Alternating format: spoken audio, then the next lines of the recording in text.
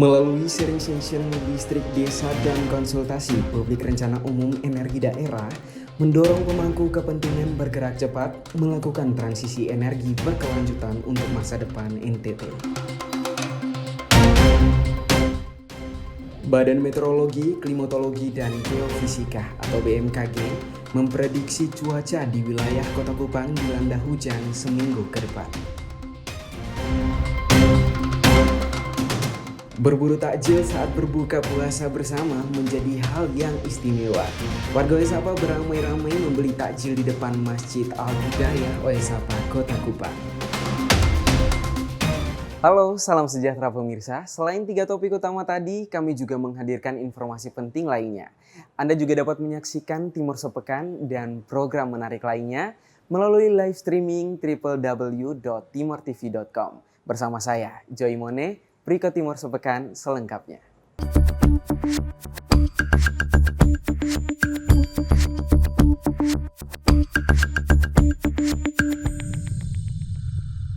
Program menuju transisi energi rendah karbon yang disebut Mentari terus mendorong transisi energi berkelanjutan di Nusa Tenggara Timur. Melalui sharing session listrik desa dan konsultasi publik rencana umum energi daerah NTT di Hotel Harper Kupang, pemangku kepentingan berdiskusi untuk merumuskan kebijakan energi terbarukan demi masa depan yang lebih hijau.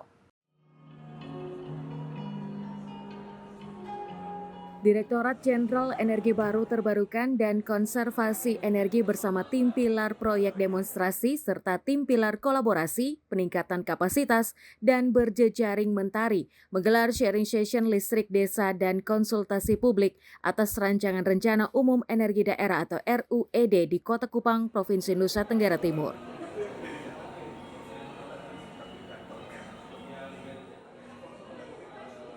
Kota Kupang, Nusa Tenggara Timur menjadi saksi langkah besar dalam transisi energi rendah karbon di Indonesia. Program menuju transisi energi rendah karbon Indonesia yang disebut Mentari merupakan hasil kerjasama antara Kementerian Energi dan Sumber Daya Mineral Republik Indonesia dengan Kedutaan Besar Inggris kembali mendorong inovasi di sektor energi terbarukan. Kementerian ESDM terus berkomitmen untuk mendukung cita-cita yang dicanangkan oleh Bapak Presiden, yang salah satu tujuannya untuk mewujudkan kemandirian bangsa melalui swasembada energi dan ketahanan energi sesuai dengan arahan Bapak Menteri SDM Pak Bahlil Lahadalia. Itu diperlukan sinergi dari beberapa pihak untuk mendukung ketahanan energi, dan oleh karena itu acara hari ini bentuk sinergitas antara pemerintah pusat, pemerintah daerah, kemudian juga masyarakat dan juga organisasi internasional. Ini sangat tepat untuk mendukung ketahanan energi di Indonesia. Diskusi ini menjadi wadah bagi para pemangku kepentingan untuk membahas strategi percepatan elektrifikasi desa dengan energi terbarukan sekaligus menyusun kebijakan energi daerah yang lebih inklusif dan berkelanjutan. NTT memiliki potensi besar dalam pemanfaatan energi terbarukan. Program Mentari hadir untuk mendorong pembangunan infrastruktur listrik yang ramah lingkungan, meningkatkan kapasitas masyarakat, dan memperkuat kolaborasi lintas sektor. NTT memiliki sumber daya energi terbarukan yang luar biasa. Dari panas bumi, tenaga angin, energi surya, tenaga air, arus laut, hingga biomasa, semua itu merupakan peluang besar bagi kita dalam mendorong transisi energi yang berkeadilan dan berkelanjutan. Dampak transisi energi mulai terasa. Program ini bukan hanya membawa listrik tetapi juga membuka peluang ekonomi dan meningkatkan kesejahteraan masyarakat.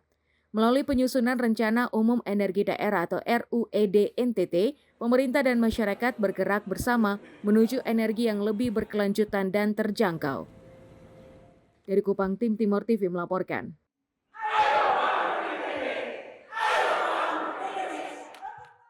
Meningkatnya angka kecelakaan lalu lintas di Kota Kupang, Nusa Tenggara Timur membuat PT Jasara Harja tergerak untuk melakukan sosialisasi pelatihan pertolongan pertama gawat darurat dasar bagi para komunitas motor di wilayah Nusa Tenggara Timur.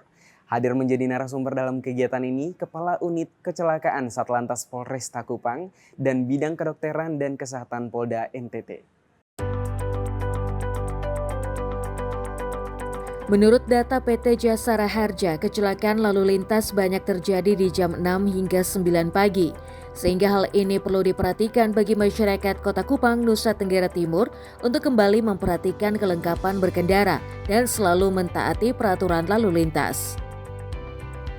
Kegiatan yang dilaksanakan di Hotel Harper ini menghadirkan narasumber untuk sosialisasi pelatihan pertolongan pertama gawat darurat dari Kepala Unit Kecelakaan Satlantas Polresta Kupang dan juga Bidang Kedokteran dan Kesehatan Polda NTT.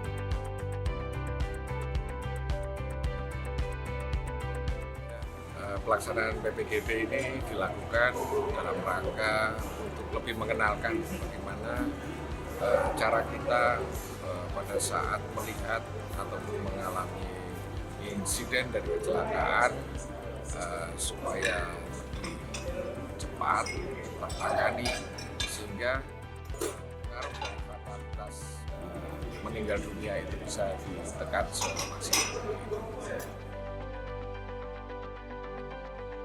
Selain itu juga yang menarik, dalam kegiatan ini para peserta pelatihan yang merupakan anggota komunitas motor di wilayah NTT dilibatkan dalam praktek langsung saat melakukan pertolongan pertama gawat darurat yang materinya disampaikan oleh Dr. Merti Taolin dari Bidang Kedokteran dan Kesehatan Polda NTT.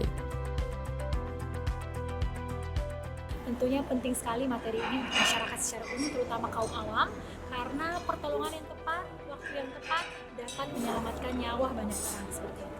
Jadi mari kita sama-sama belajar, menambah wawasan kita terkait bagaimana kita memberikan bantuan hidup dasar, terutama bagi korban-korban yang tidak sadarkan diri.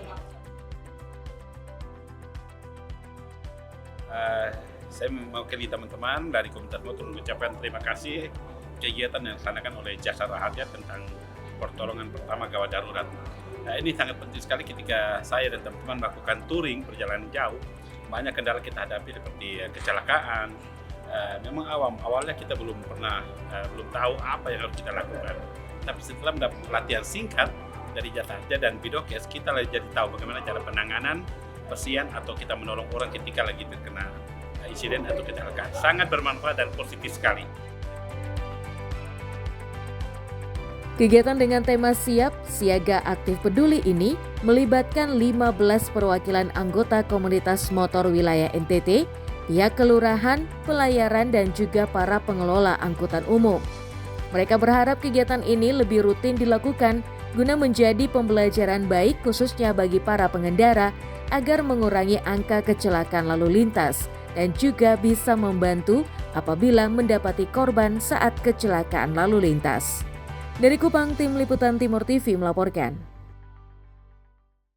Dinas Perindustrian dan Perdagangan Provinsi Nusa Tenggara Timur bersama beberapa instansi, lembaga, dan stakeholder menggelar pasar murah di beberapa titik di Kota Kupang jelang Hari Raya Idul Fitri 2025.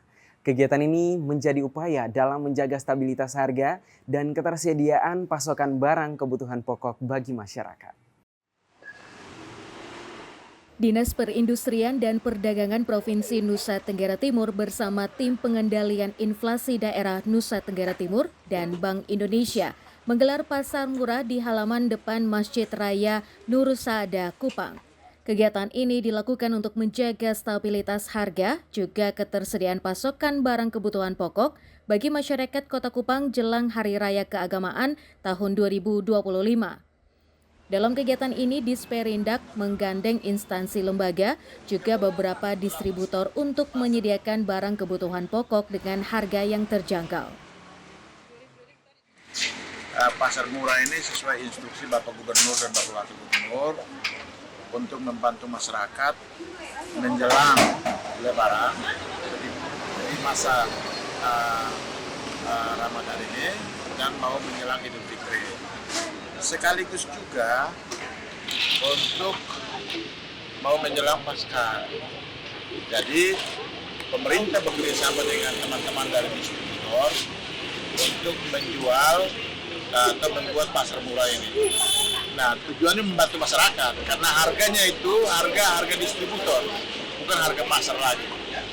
Dan rencana selain di masjid ini, kami juga akan lakukan juga di masjid PTM dan juga masjid di mana lagi? Muhammadiyah. Pasar murah kali ini akan dilaksanakan selama bulan Ramadan di beberapa masjid di Kota Kupang yang dimulai jam 9 pagi sampai jam 1 siang. Di pasar murah ini menjual berbagai barang kebutuhan pokok seperti beras, minyak goreng, gula, sayur, bawang, makanan ringan, buah-buahan, juga berbagai pilihan minuman.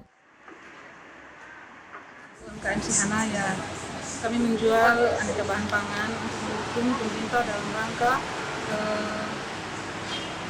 membantu, karena saat ini ada sedikit kenaikan bahan pangan menjelang hari raya. Jadi bersama dengan Dinas Perindak Provinsi dan IPDB Bank Indonesia menyelenggarakan pasar murah. Nah, di sini kami menyediakan bahan-bahan pangan, misalnya wortel, tomat, garam dapur, bawang merah, bawang putih, ada kacang tanah, kacang hijau, dengan harga yang sedikit lebih murah di bawah harga pasar. Beras,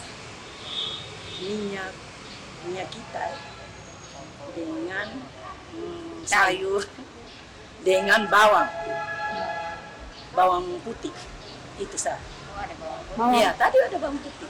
Tanggapan Mama dengan hadirnya pasar murah ini seperti apa? Iya, tanggapan saya ya, kita satu yang pertama senang, kedua kita kan tidak lagi keluar uang demo bikin pasar. Kalau kita beli banyak-banyak, begini Nona kan dekat di rumah toh, dan kita bisa bawa sedikit-sedikit, hemat.